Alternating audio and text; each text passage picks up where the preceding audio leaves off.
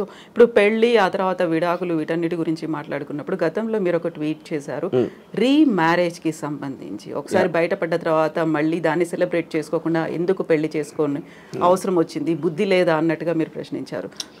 I don't know the exact tweet, నేనేం పెట్టాను నా కాంటెక్స్ట్ నాకు తెలియదు. కానీ ద పాయింట్ ఈస్ మీరు ఒకసారి తప్పు చేసి మళ్ళీ చేస్తారనుకుంటే మీ కర్మ అన్నట్టు ఏదో పెట్టుంటుంది. I'm not sure. కానీ ఇంకోటి ఏంటంటే ఆబ్వియస్లీ మీకు సెకండ్ మ్యారేజ్ అంటే పర్సన్ మారుతారు కదా. పర్సన్ మారినప్పుడు ఈసారి బాగానే ఉంటుందేమో అని మళ్ళీ చేసుకుంటారు, మళ్ళీ ఏదవుతుంది. ఎందుకంటే problem is not with the person, అది ఇన్స్టిట్యూషన్లో ప్రాబ్లం ఉంది. అది ఇద్దరిని కలిపి ఒక చోట ఉండాలి, కొన్ని నిబంధనలను భార్యాభర్తలు కాబట్టి ఇలా ఉండాలి అనే నిబంధనల నుంచి వచ్చిన సిస్టంలో ప్రాబ్లం ఉంది. It is not the people.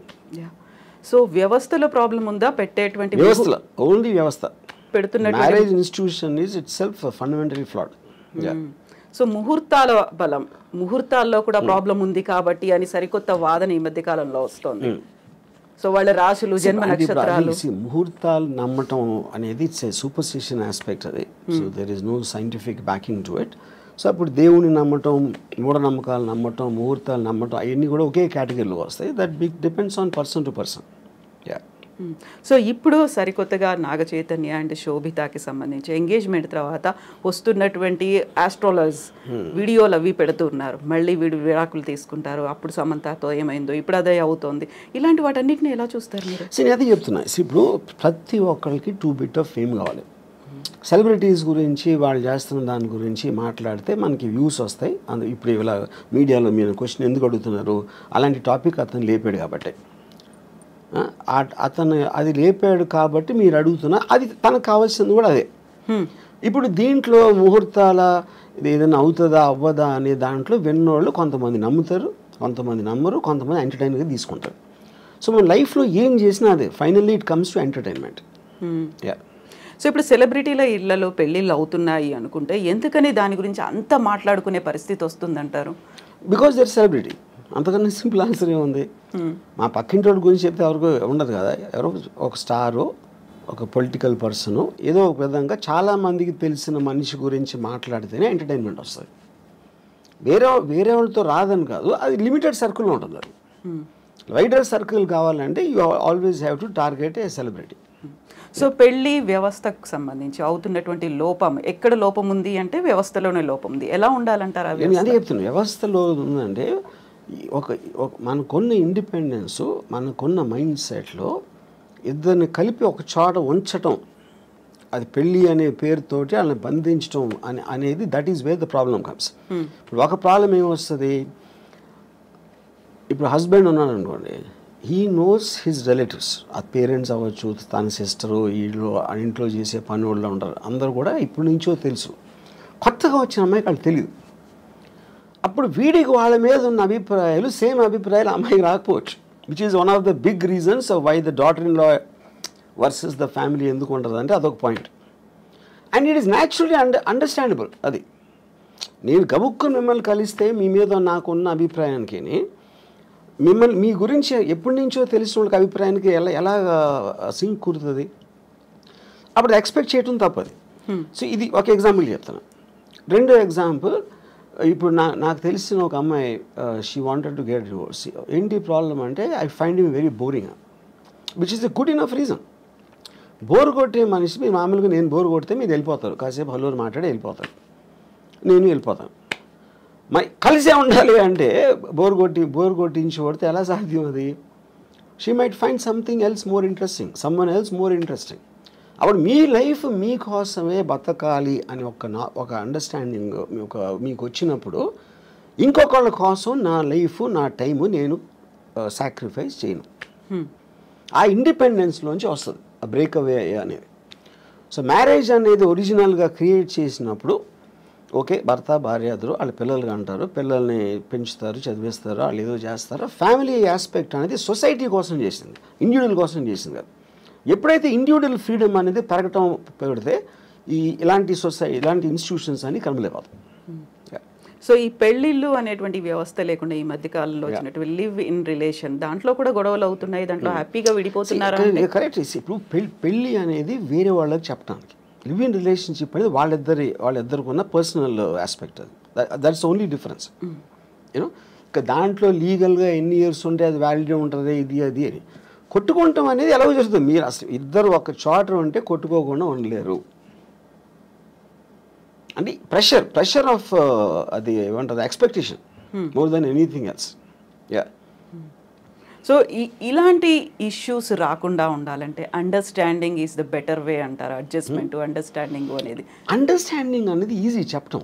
I do not believe it's అంటే అండర్స్టాండింగ్గా ఉండాలండి. ఇప్పుడు ఫర్ ఎగ్జాంపుల్ ఎవరో కౌన్సిలరో ఒక సైకాలజిస్టో భార్యాభర్తలు అన్యోన్యంగా ఉండాలి అని అన్నట్టు ఏదో అన్నారు. నేను యూట్యూబ్లో చూసాను.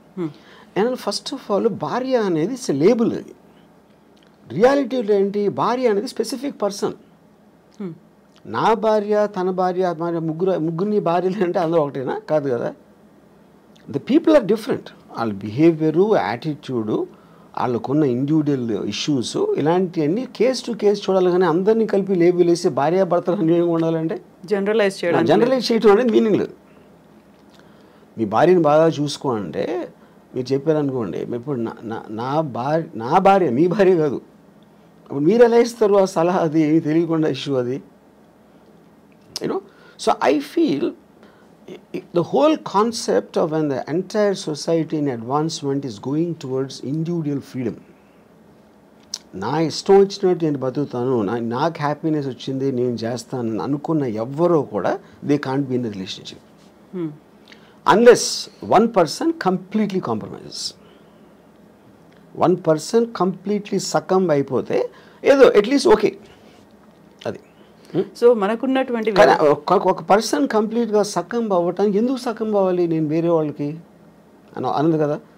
మీ ఫ్రీడమ్ మీకు ఉంది, మీ ఇండిపెండెన్స్ మీకు ఉంది. పాత రోజుల్లో ఏంటి ఫైనాన్షియల్ ఇండిపెండెన్స్ అమ్మాయిలకి లేనప్పుడు ఇంకా చేసేది లేక దే జస్ట్ అంటే ఒక స్లేవ్స్ లాగా ఉండేవారు. నేను ఇప్పుడు రెబెల్ అయినా కూడా నాకు వేరే గతి లేదు అనుకున్నప్పుడు they will bear with whatever is there for them. Yeah. So అలాంటి పరిస్థితుల్లో అడ్జస్ట్ అయిపోయి ఇంకా బయటకు వచ్చినా నేను బతకలేను, సమాజం నన్నే అంటుంది అనేటువంటి ఒక ఒపీనియన్ కూడా ఉంది ఆ టైంలో. బట్ ఇప్పుడు మనం ఉన్నటువంటి సమాజం కావచ్చు, మన వ్యవస్థలో ఒంటరిగా ఉంటే భవిష్యత్తు ఏంటి, ఆ తర్వాత నెక్స్ట్ ఎవరు చూస్తారు? ఒక ఫ్యామిలీ అయితే పిల్లలు చూస్తారు, లేకుంటే రిలేటివ్స్ చూస్తారు, భార్య చూస్తుంది, భర్త చూస్తాడు. ఇలాంటి బోల్డ్ అని కాన్సెప్ట్స్ పెట్టుకొని అడ్జస్ట్ అవుతున్న వాళ్ళు ఉన్నారు. మన ఫ్యామిలీల కన్నా పనులు బాగా చూస్తారు, నర్సులు బాగా, ఎందుకంటే జీతం తీసుకుని వాళ్ళ పని ఏమేం కావాలని చేస్తారు. పిల్లలు బాగా చూసుకుంటారా అనేది మనకి ఎప్పుడు Badipantulu cinema black and white డేస్లో వచ్చింది, అక్కడి నుంచి కూడా లేదు, అది ఎవరు నమ్మరు. ఫస్ట్ భార్య బాగా చూసుకోవడం అనేది ఆబ్లిగేషన్ క్రియేట్ అవుతుంది. నేనే అన్నీ చూసుకుంటున్నాను, మీకు ఇన్నాళ్ళకైనా నా వాల్యూ తెలిసిందా అని నష్టపెట్టి చంపేస్తారు. అప్పుడు ఆ గిల్ట్ ఫీలింగ్ చచ్చిపోతాడు. అసలు అతనికి వచ్చిన వేరే జాబ్ అయితే ఇలాంటి ఆస్పెక్ట్లో. I'm just taking it a little jocular. But నా పాయింట్ ఏంటంటే నేను ముసలోడిని అయినప్పుడు నాకు చూసుకోవటానికి ఎవరో ఒకళ్ళు ఉంటారా అనే రీజన్ తోటి భూమి మీద ఎవడో పెళ్లి చేసుకోడు. ఆ రీజన్ తోటి ఏదో ఎప్పుడు 20, 30, 40 సంవత్సరాల తర్వాత వచ్చే ప్రాబ్లమ్ని దృష్టిలో పెట్టుకుని. ఇప్పుడు ఫ్యామిలీ అంటే ఫ్యామిలీలోనే చాలాసార్లు గొడవలు అవుతాయి, బ్రదర్స్ మధ్యన ఉంటాయి. మనం చెప్పుకొని అనిల్ అంబానీ ధీరుభాయ్ అంబానీ కొట్టుకుని చచ్చిపోయాడు. అప్పుడు ఇంక ఫ్యామిలీ ఏంటి మీనింగ్? ఫ్యామిలీలోనే అసలు మీకు మ్యాక్సిమం ప్రాబ్లమ్స్ ఉండేది ఫ్యామిలీ వల్ల, బయట ఉన్న వల్ల ఉండదు. ఫ్యామిలీ వల్ల ఎందుకు ఉంటుందంటే మీకు బాగా తెలుసు అక్కడి నుంచి బిట్రేలు వస్తే మీరు తట్టుకోలేరు, దాని నుంచి ఈ పక్కన మా మదర్ వీళ్ళందరూ సర్ది చెప్పడానికి మొత్తం అన్నీ జరుగుతాయి. అందరు ఫ్యామిలీస్ ఉంటాయి కదా. ఫ్యామిలీ డిస్ప్యూట్స్ ఫ్యామిలీ కోర్ట్స్లో ఉన్నంత రష్ ఎక్కడ ఉండదు. యా. సో ఫ్యామిలీ మీ ప్రాబ్లమ్స్ క్రియేట్ చేస్తుంది అనుకుంటాం కన్నా బుద్ధి తక్కువ పని ఉండదు. అప్పుడు ఏంటి మీకు మిగిలింది? మీ ప్రాబ్లమ్స్ మీరు చూసుకోండి. అది